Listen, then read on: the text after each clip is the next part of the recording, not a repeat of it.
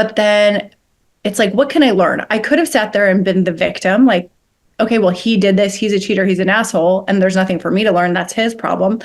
Or I could look at it and say, how were ways that I was showing up that maybe weren't safe for him? Or how are ways that I can learn to spot red flags earlier, or any number of things. So getting whatever lessons you can. It's not to say you're saying anything is your fault, but what can you learn to help yourself in any future scenario?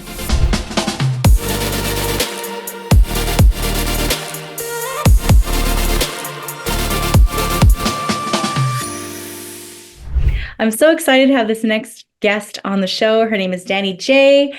Danny J is a TEDx speaker and podcast host with a truth is stranger than fiction life story. She thrives on sharing life hacks, lots of laughs, and personal stories to help influence and help leaders cultivate resilience, communicate authentically, and experience success no matter their current circumstances. Welcome, Danny J. Maybe I could start off by saying like how I met you, because literally the first time I met you, I was taking a program with your program. I believe it was Life AF. Yeah. And then, so we connected via that because I really loved that course. And that course, I guess, is really based on what we're going to talk about, like the whole doing life over, the do-overs. And then you were also one of my speakers at my women's empowerment event here in Kapuskasing for Amplify in 2019. No, it was such a good event, and it feels like 2 years ago. Doesn't 2019 feel like 2 years ago? I'm like, how was it like 5 years ago?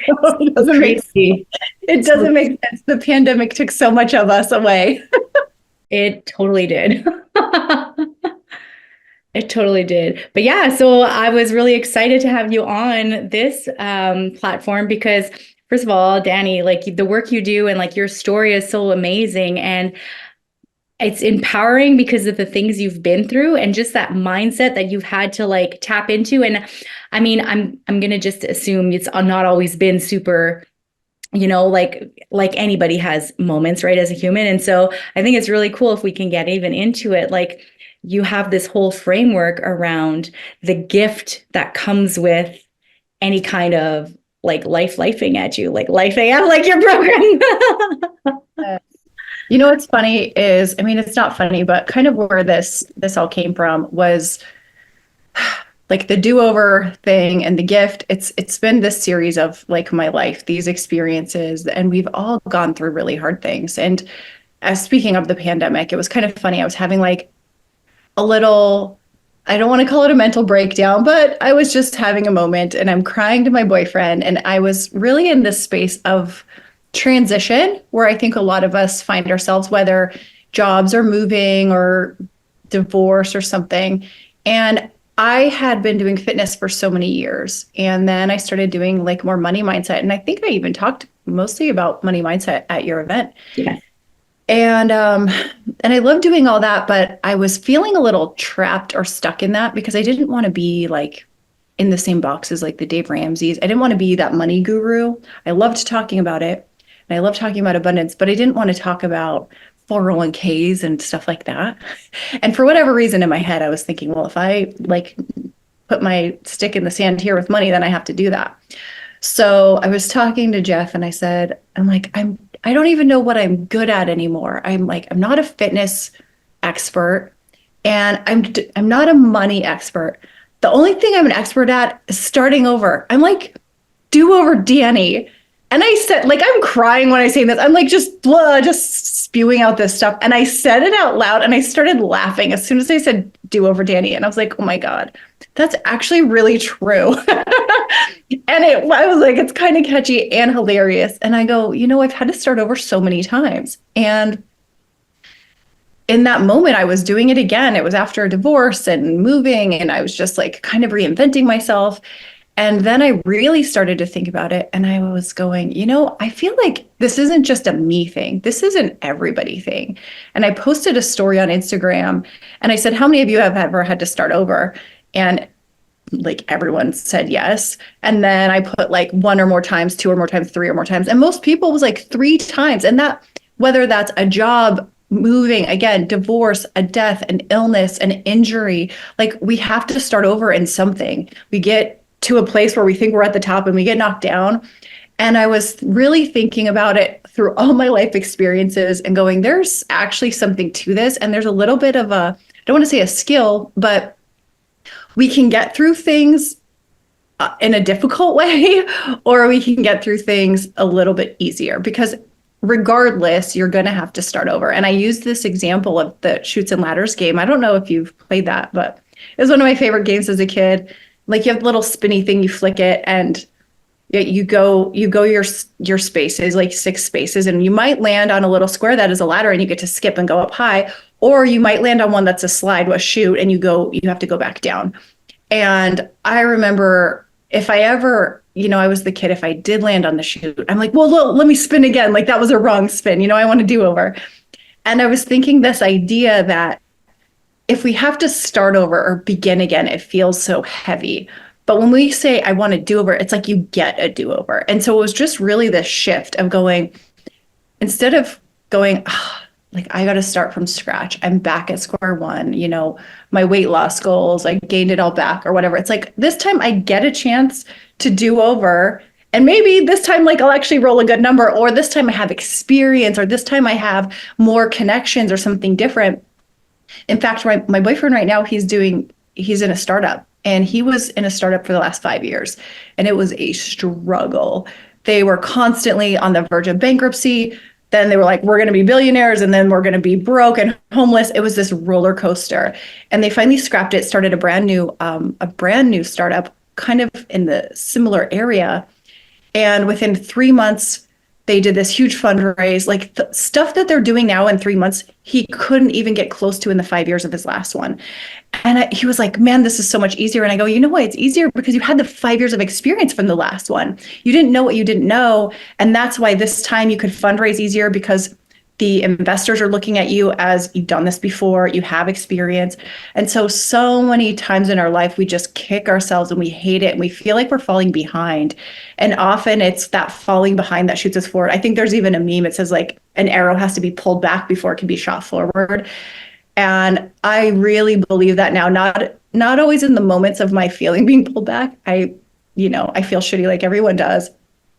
But in the moments of just like my higher self reminding, going, this is your time to learn, to gather the lessons, to figure it out so that you can be shot forward and move ahead. So if you're feeling like behind, which I know a lot of people feel that way, no matter where we are in life, there's always somebody ahead of us. Yeah. That we have to just take that time and go, what is this here to teach us? What can I learn? And part of the gift framework is, oh my God, what is I? I just forgot. It's the insight. Insight. There we go. Insights. Yeah. I'm like, whatever I is what I'm trying to talk about. This is the insights. It's like those lessons, the things you can learn from where you're at.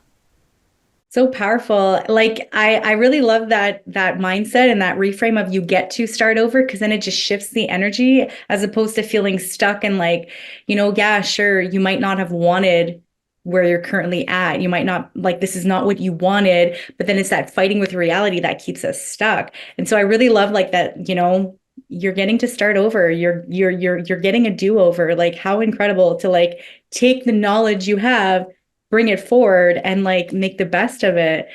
Maybe you can explain a little bit like that gift framework.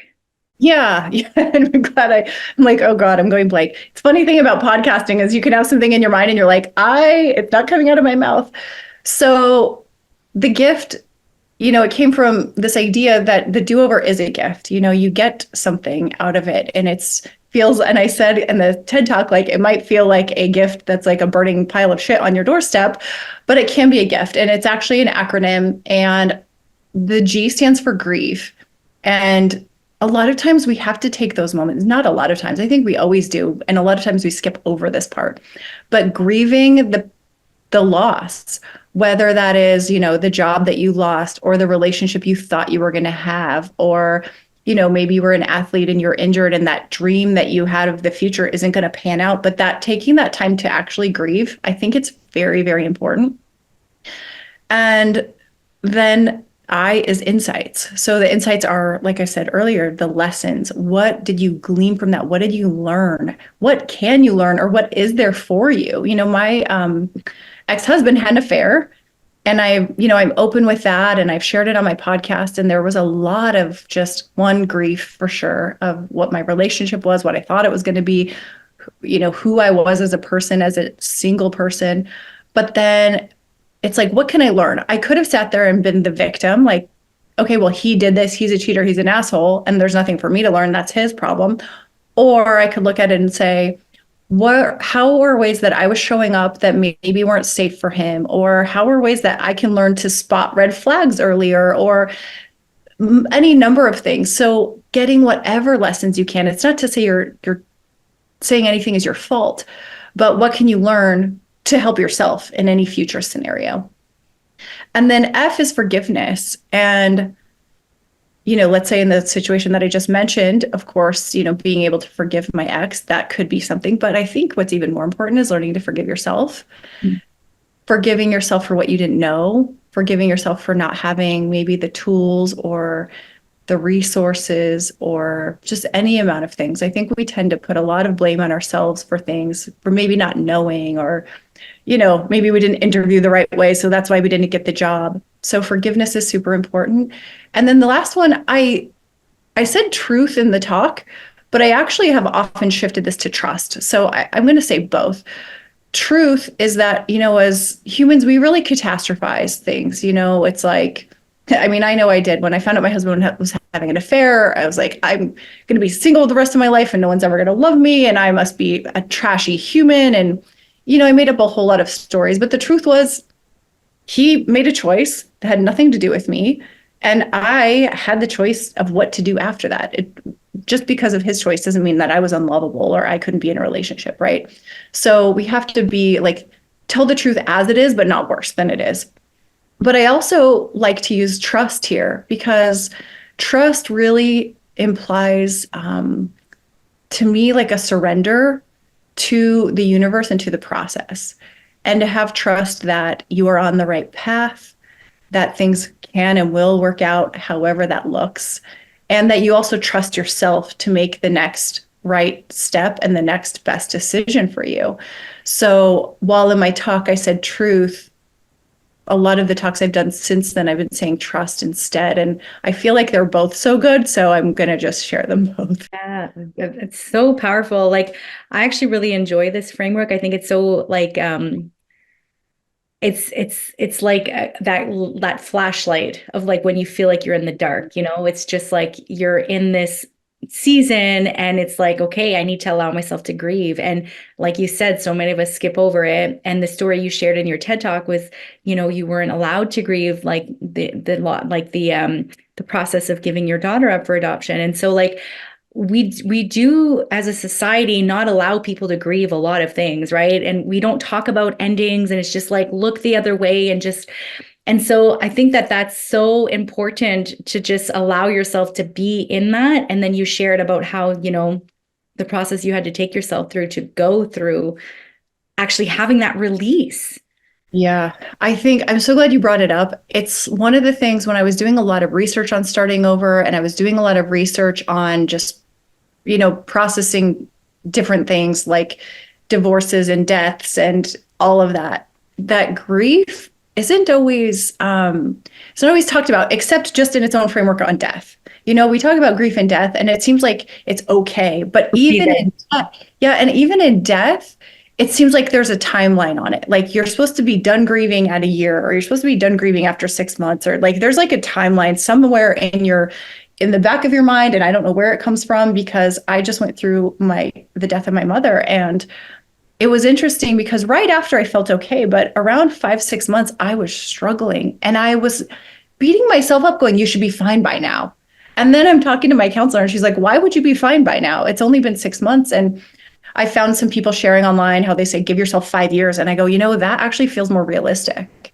5 years feels realistic to go through that. And then I did a podcast episode on grief, and, my partner, Jill Coleman, she said, when do you like get over it? And I said, to be honest, there are things I don't think you ever get over. I think you lose a child you're not going to get over that ever. There's some things it's like your day-to-day grief might look different. You're getting through the day and you have joy again, but sometimes you will grieve for a lifetime. But I think it's okay to recognize that and to share it and to understand that grief doesn't always just look like crying in your bedroom. It's so many feelings and so many emotions. Anger is a big part of grief. Like the and it's not even like the anger of being mad at something. It's almost like the unfairness and injustice of something, right? Like this wasn't supposed to happen.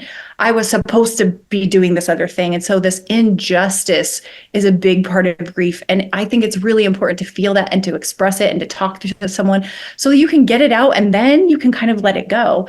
But when you hold it in, it's still festering there. I'm really of the mindset that if we don't process emotions, they don't go away. No. It's just like I don't know, like a boil that you cover with a Band-Aid and it's like it's still under there. If you rip the Band-Aid off and you peel the skin, like that thing's going to explode. And it's only a matter of time. And it's like it might explode on your future partner when they say the wrong thing and trigger you. It might explode in some ways you don't want it to, or it might explode by showing up as disease or illness in your body. And I think that happens too. And I Yes. really think that unexpressed grief is a cause of a lot of our actual physical illnesses and mental illness. So interesting. I actually believe the same thing. I do believe that like there's only like the high vibes only, positive vibes only, right? We just try to focus on those. And the reality is like we're a human. Like we have both. We have lower vibration and higher vibration. And when you're going through something, allowing that process to just grieve it in Yeah. any capacity you need to. Maybe you want to sleep more, like you said, the anger, just like, and having the capacity to resource yourself with the tools you need, right? Like the supports. And I mean, I think that's so powerful because then that's the only way I believe that you can get to your second part, which is the insights. Yeah. Otherwise, it's just you stay stuck and you harden. Yeah. And man, like you calcify and then what? Like you never open back up, you put these walls up, you know? And it's so hard to find the insights in the lesson when you're still stuck in the anger or you're still stuck in kind of where that is. I mean, you couldn't, when I first found out about my ex's affair, and I was so angry and so blindsided and so hurt and everything. There's no way you could have told me, like, you're going to get lessons out of this, sweetie. Like, why don't you look for the positives or look for, like, Yeah. F Fuck you. you. Yeah. Like, Totally. there's no way you don't say that. But because I was able to, and I really am proud of myself looking back how I grieved that and how I worked through it. And I cried and I had talks with my friends and I went to the beach and I punched pillows and I did all the things and I let it out. And then like once that energy is released, I was like, okay, what is left here? What is the truth about all this? What can I take out of this? And who do I want to be going forward? I had to make some conscious choices. Like, I don't want to be the bitter person who thinks every man cheats and I don't trust anyone. I didn't want to be that, but I had to consciously choose that because it's very easy to be like, fuck dudes, all they do is want to hook up with everyone, like you can easily go that route. And it's like no judgment to someone who does, but that's somebody who hasn't allowed Great. themselves to processing. Yeah. Yeah. They haven't worked through their stuff. And Yeah. you said, just like the way you said, like a boil with a Band-Aid on top, it's like I think a lot of us are holding so many wounds and like you just rub up against them the wrong way and it's like ow, but Yeah. that wound is for you to heal. Like you need to go and heal that wound. So powerful. Yeah. Wounds are an interesting thing. I think we all walk around with stuff. I'm filming a documentary right now that's based really on kind of parts of my life story. The adoption, I placed my daughter for adoption. My dad wasn't my real biological dad. And so the documentary lady, the producer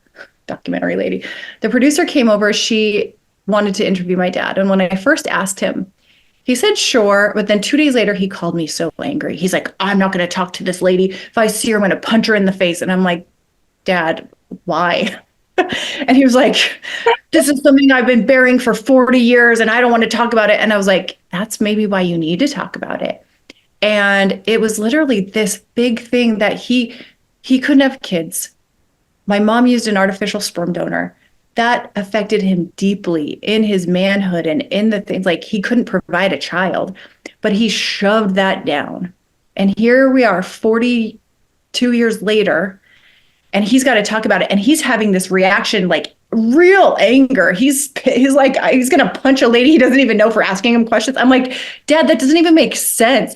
And he's like, this is a scab that got ripped off and I buried it. And I was like, well, you didn't bury it good. If this affecting you 40 years later, it's probably good to talk about. So I had a really good talk with him, and he ended up going ahead and doing it. And he was so open and it was so beautiful. And at the end, he thanked me. And it was funny, as he was doing it, my daughter and I were sitting there texting each other because we were kind of watching. And we're like, it's almost like he's going through live therapy right now. But it was so good for him to just someone to ask him, how did you feel about doing that? How did you feel that your wife used someone else's sperm to have a child? And he got to share it. And I think it was so healing for him. And God, I wish that he was able to express that 40 years ago, because maybe he wouldn't have had addiction problems and a lot of other things that he struggled with. And so this is why I do think it's important, because I don't think it goes away. I do not think it goes away. And I think that was something he never got to process. He never got to grieve the fact that he couldn't have his own children. And he also struggled with, and this, I think a lot of us struggle with this idea that, he was worried that if he was angry, that he couldn't have kids, but that would mean that he didn't love me. And I Mhm. said, you can have both, you can be upset that your wife used someone else's sperm and you didn't want that to happen. And you can also still love your child. Like, Yes. I hate the fact that I had to place my daughter for adoption. It killed me. And at the same time, I'm still grateful that I had her and that she was born. It doesn't take that away. It's just sometimes we have to hold these two things, and it doesn't mean that one is without the other. And bad things happen. I just saw a lady today. She posted, it's the 3-year anniversary of her son's death. And I don't even know how she's in my feed, to be honest. I don't know who she is, but this video popped up. And she said, I never 3 years ago would have thought I found joy again. I find laughter. And she's like, I want to honor my son. And I commented on it and I just said, I'm so, so sorry this happened. And I'm really happy that you've been able to find joy and happiness again. And at the same time, you never should have lost your son. Like, wonderful you've moved on, and Yes. beautiful you have. I mean, not moved on, but like, Yeah. been able to like get out of the deep, deep depths of despair of losing a child and find some light in the world. But also, it still sucks. Like, I don't think she would have. I think she still to this day would say, give me my son back if I could, even though I feel okay, feel better now and I have lessons. Like, of course, bring Yes. my son back. So I think we have to, there's these things in life where we can, it's like a both and. It's like Yes. we can make the best of something and it still sucks and it should have never fucking happened. Yes, 100%. Yeah, I really love that and both mindset, because then it just shows the complexity and the contrast in life of being a human. It's so freaking messy. It's the Yeah. human mess. And sometimes that's how it rolls. And so it's like, can I hold these without discrediting the other, or like guilting myself for allowing, like, let's say for that mom, guilting herself for finding the joy after. It's like, man, it's hard to be a human sometimes.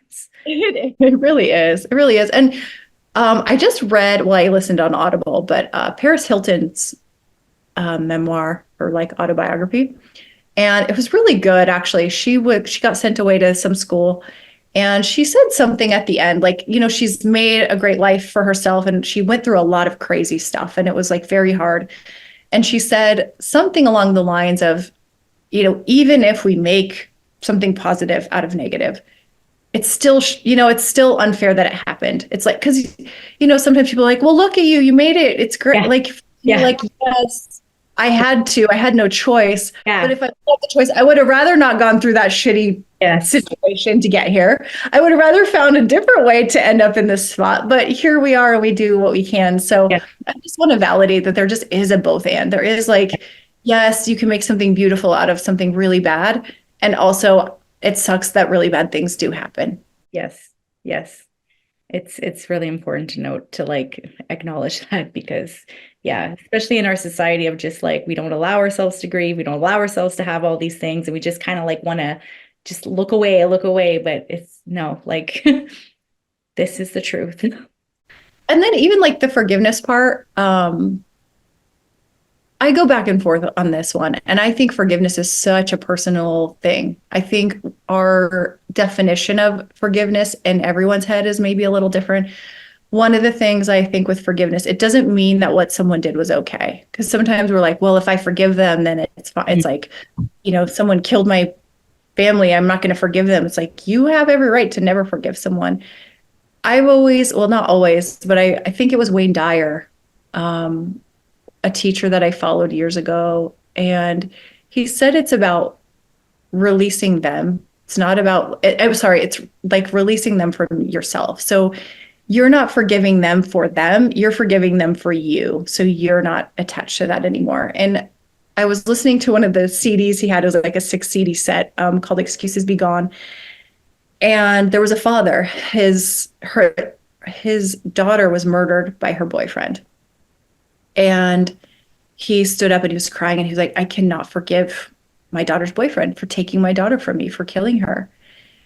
And Dr. Dyer said, okay, that's fine.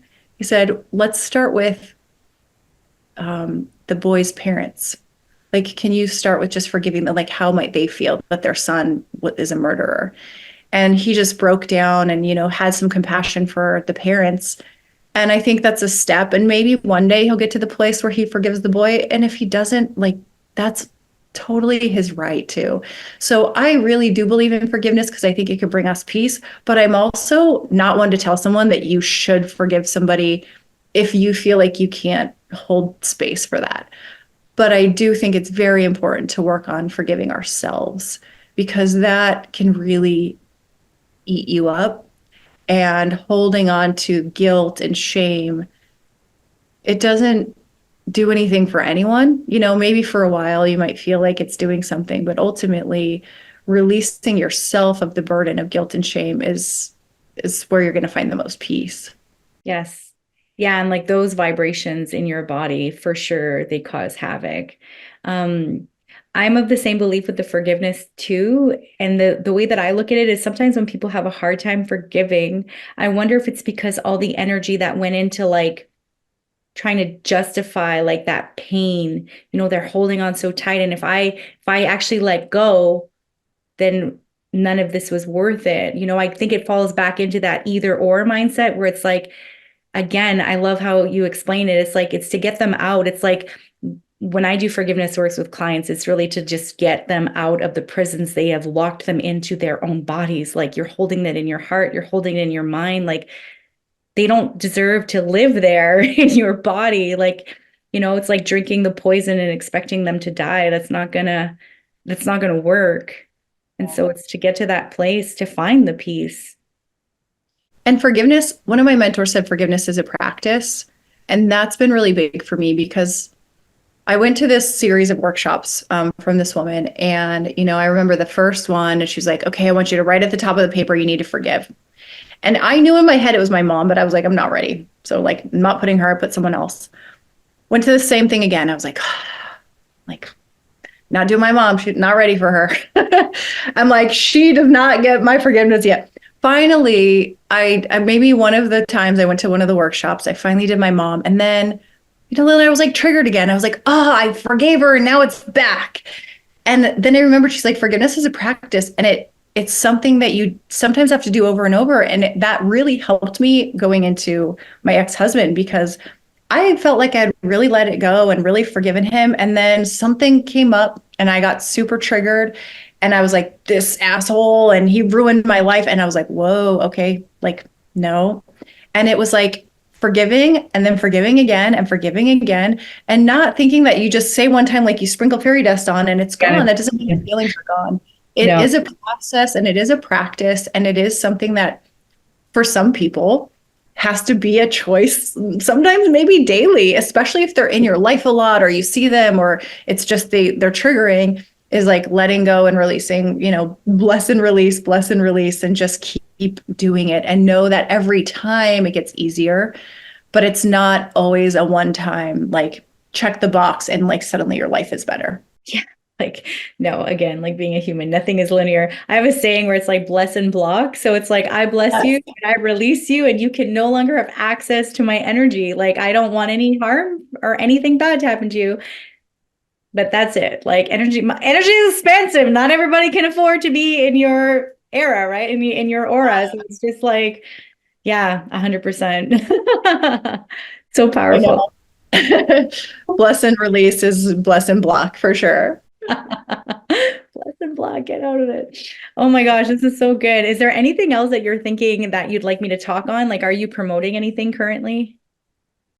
I'm not promoting anything currently, but something because like after the TED Talk and ironically, this is just how life is, right? I was thinking this even when I was doing it. I go, if I talk about starting over, then and if I say I'm an expert on that, does that mean the universe is just going to constantly give me like these, lessons, right? And I was like, ooh, I don't know if I want to even kind of, put my stick in the ground for that one. But shortly after my mom passed away, she was sick while I was writing it, and it was very difficult to do the talk because I was taking care of her. I really like stopped everything just to take care of her, take her to doctor's appointments. She had a brain tumor, and then she was supposedly getting better, and then it just suddenly, I mean, we took her to the hospital and they said she has 3 hours to 3 weeks to live. And I was like, wow, where did that come from? And so it was really shocking. We brought her home. I stayed with her by her side, and she died 9 days later. And then there was so much that came up, and I've shared this with very few people, but the week after she died and her funeral, I have a lot of missing memories. And I have such a good memory. It really freaked me out. I was like asking my boyfriend, where was I sitting at the funeral? I was like, was my dad there? He's like, yeah, of course your dad was there. He's like, I was like, where was my brother? Where were all these people? I don't know who came. People messaged me. They're like, it was good to see you. And I'm like, I don't remember seeing them. My best friend took me to a spa. I don't know where we went. She told me later we went to a pool and it was wild to me that I couldn't remember. Like, to the point where I was very, and I get, even if I talk about it too much, I get like choked up because it freaks me out that I can't have no memories of this time. And so it sent me down this journey of really, really studying grief and PTSD because I was trying to figure out my own brain. I was going, what is going on? And I went down this and also PTSD because shortly after I got robbed twice Oh my in a God. week, and then again twice in Mexico, and then 8 months later in my home. And so that caused a lot of PTSD as well. And it was just like so much happening. And so I really just started reading anything I could and getting into like summits and stuff that I feel like I knew a lot about trauma before, just given the last, couple decades of my life, but it was a different level. It was very different and something I hadn't experienced before. And so I started really digging into like our health and how our brains work and um, neuroplasticity. And so something I've been really excited about and just even more ballsy to talk about is mental health and leadership. And just so many people who are leaders and who show up in the world as like, we have it all together. And then something like this happens and we feel like everything is crumbling and somehow maybe we don't have it all together anymore. And so I really want to encourage just women, especially, but leaders who are going through hard stuff, that all this process is so important. And I think it's even more important because as leaders, we almost do want to push it down and coach ourselves out of it and get through it fast and make it okay. And we're only causing problems down the line. So, I spent really the last 2 years just figuring my own brain out and like literally sitting there like, what is wrong with me? Like almost thinking I was losing my mind. Like, do I have dementia? Am I going crazy? I don't have memories and I'm, 40. And it made me feel a lot less alone, a lot less crazy. And I also found a lot of solutions.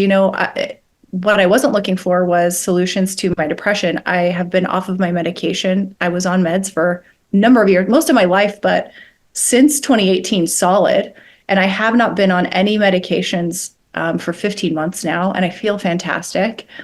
And I really started to feel like I'm figuring out like the reasons we get in these spirals and these thought loops and how to get out of them. So it's something I want to talk to more experts on and share more on, and I probably will be sharing more on different kind of plant medicines and modalities. I don't like to blanket and say like everything works, but I've been working with different like ketamine therapies and psilocybin and ayahuasca and different things that work and breath work, and I'm getting breath work certified.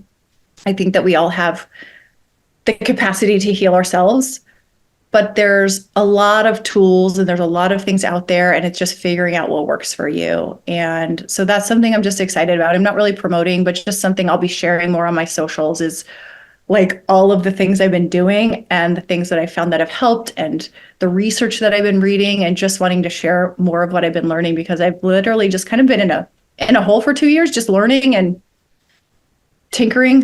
Yeah. And so I kind of feel like I've been emerging. So this is so great of timing actually, because I feel like I've been emerging to start sharing more of what's been going on and what I've been figuring out. I think for a while it was a lot of just, I don't have the answers yet and it's all murky and I can't really talk about it because I'm figuring it out myself. And not that I have it figured out, but I feel like I have some clarity Yeah. as to everything that's, Wow. happened. That's incredible. Like I'm gonna for sure check that out. I'm gonna encourage everybody to check that out as well. I teach breathwork too. I think that that is such a powerful modality. I got into it with the pandemic, and I was just like, wow, that is life changing. And when you talk about ayahuasca and all that, like I'm like that is my next thing. Like I'd like to go and have an experience of some kind of I'm told that you get called by the thing. So I'm like, I'm just waiting for the moment to arise. But I'm thinking like that will be my next, because as well, like I feel like there's just a lot below the surface. And for myself in this role of leadership as well, like if I want to show up, I need to like clear a lot of this crap, like that's blocking, you know? Yeah, you do. And leaders, we have so much responsibility and so many people on us. And so often, we're those people that everyone else comes to share their stuff. And you're like, you might be going through your own Yeah. really dark stuff and nobody knows. And they're coming to you. They're like telling you, and what you're going through is so much worse, but you're holding it together. Yeah. And that's a superpower. But also we have to find ways to heal too and to clear that and to get through it and to make sure that we're not getting ourselves sick because we're taking on everybody else's stuff. And breath work is so fantastic too, because and I've met people who've done ayahuasca and they're like breath work was more powerful than ayahuasca. I think because of the limitations of ayahuasca, meaning like you have to travel to another country a lot of times, or you have to find somewhere to do it. And some people are scared of just putting substances in their body. Breath work is so powerful because the medicine is you, Mhm. and you can control it and you can access it at any time. You don't have to pay for it. You don't have to fly anywhere. And you can work with someone like yourself or someone who's certified who can just help you go through that experience and release things in the body. And like that book, The Body Keeps the Score, like such a great resource. That's a great resource. That's so good. And so much of that is just, it's like, it's true. I mean, all this whole framework, it makes sense when you look at what the body does and how we process and how we keep ourselves alive. And honestly, back to like the forgiveness too, the last piece I'll say on this is just this forgiveness to me also, when you forgive yourself, it's almost like appreciating, it's like giving yourself thanks for keeping you alive and Mm. doing what you had to do. It's like you can forgive yourself, but also you have to go, you did everything you had to do, or you knew what to do in the moment you were in that moment. Yeah, And thank you thank for you. keeping me alive. Yes, 100%. I know like a lot of people like to go back and be like in hindsight, but the thing is like at that moment, this is what you had. This was the state you were in. These were the tools available to you. So the decision you made, that's what was there. Like, so thank yourself for that, like you showed up the best of your ability in that moment. And yeah, we're so hard on ourselves. My God. We are so hard on ourselves. Like, oh my God. What would you say to a woman that, or any human, because now it's on YouTube, so any human that is feeling like, you know what, like I don't know where to start with the grief. Like I know you mentioned some resources like breath work and The Body Keeps the Score, which are incredible. Like that's an incredible book. Um, Even the presence process, I'm reading that right now, and it's all about like the power of the breath. And I'm just like, oh, but what would you say to somebody who's like, I don't know if I'm in grief, because obviously grief shows up differently. And like, what would you say? Man, it's not so difficult because there's so many places and there's so many resources. And I'm really big on therapy in that finding a good therapist is not always easy. I've been through so many and you find one and they end up moving or something and you're like, no, I have to start over. Like I have a really great coach right now. And I during the last 2 years, I had a therapist and a coach, and I just ended up letting go of my therapist and just working with the coach because I felt like I got more from her. And she actually was a trained psychotherapist too. But I think therapy is a good place to start because a lot of therapists do have other resources. Like one of the therapists I worked with did EMDR therapy, and she did sometimes do breath work or visualizations with me or things to breathe. I love hypnosis. I Mm. love EMDR. I love talk therapy. I love breath work. And I think I want to say like it depends. But if you're kind of in that, I don't know, starting with a good therapist is always great because you can talk through and maybe they can help you with the resources of going, well, Yeah. maybe you need this a little bit more, or maybe, you actually have some trauma that you feel like, but maybe we could do some EMDR with you. But also, maybe like you said, to be called to ayahuasca. I think sometimes we find those people we find online that just somehow they resonate. Like my coach was a referral. So I'm also big on referrals. If I know a friend is going and my boyfriend is going to a therapist that was also a referral from another friend, someone that I trust that's like, hey, I know you've gone to therapy or I know you've gone through something similar. What did you do? And ask them for referrals of who maybe they worked with, any coaches they worked with. I think that's always a great place to start too. Like people you trust and, ask for referrals. That's powerful. And I think it's really important to note like that, like it's the having the bravery and the courage to actually go out and ask for the help. Because I think a lot of times when we're in it, we get stuck and we think we're the only one. So it's like you're not. So like literally, I love how you were like, find somebody, like find the person that you trust to find the person that you need. Like it's just, yeah, so powerful. That's how I found all of the things that I've done. It started with a book, and then the book said, try this. So then I'm like Googling, okay, EMDR. And then I found a therapist who did that. And then, I started looking about medication and learned about ketamine therapy. And this guy who did ketamine also did breath work. And that kind of led me into, so it's kind of like this, it was Mhm. like these little breadcrumbs of healing, and you go to one thing and that it's not like you're going to do one thing and that's going to be the end and you're healed, but that will probably lead you to the next thing and the next thing and the next thing. And so you just have to start on that first footstep. And the first footstep just might be asking a friend, like, Yeah. hey, do you know anybody I could talk to? Do you know a coach? Do you know a therapist? Do you know Yeah. somebody who does Reiki? Like I have friends who had massive results doing like body energy stuff. I haven't done that yet, but it's like Mhm. anything can be the next thing that helps you. And if you just feel a little bit better and a little bit better and a little bit better, that's life changing. That's amazing. Thank you for that. Last question that I'll ask you.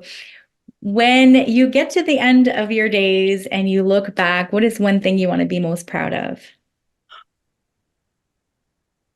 I've been thinking about this a lot because I thought I was there last month. I had like a crazy cancer scare and very, it was very scary. I have a blood disorder and we found some tumors in my liver and thought it was cancer, and I had to do a rushed CT scan. And I was like, for 3 days, I was like, I'm dead. This is it. And I was like, all my regrets. What did I do? And I was just thinking about my friends at my funeral, and it's so crazy. And I'm fine now, by the way. It's thank goodness, but I'm definitely like, my health is like so high on my priorities now. It just was a big wake up call. But I think if I am picturing the way people talk about me, what would make me feel the best is that I just really cared, that I was present, that I made them laugh and that I was just like a genuine, helpful person. I think I've always, sharing things like this is just I want to be able to help people from their suffering. I already thought I had regrets of not writing my book. So this year I'm like, yes, I need to finish that damn thing. But I think the whole reason for my book is to share and to help. So looking back, I just want people to feel like I was just a nice person who was helpful and who really cared about them because I genuinely do. That's so beautiful. Oh, thank you for sharing. Thank you for being on the show. I'm so grateful for you in my life. And I'm happy that you're back and sharing more things. Me too. Thank you so much. I'm so excited for you and this show. And I know this channel is going to change a lot of people's lives because I know you talk to some incredible people. So thank you for having me. I'm honored to be on it.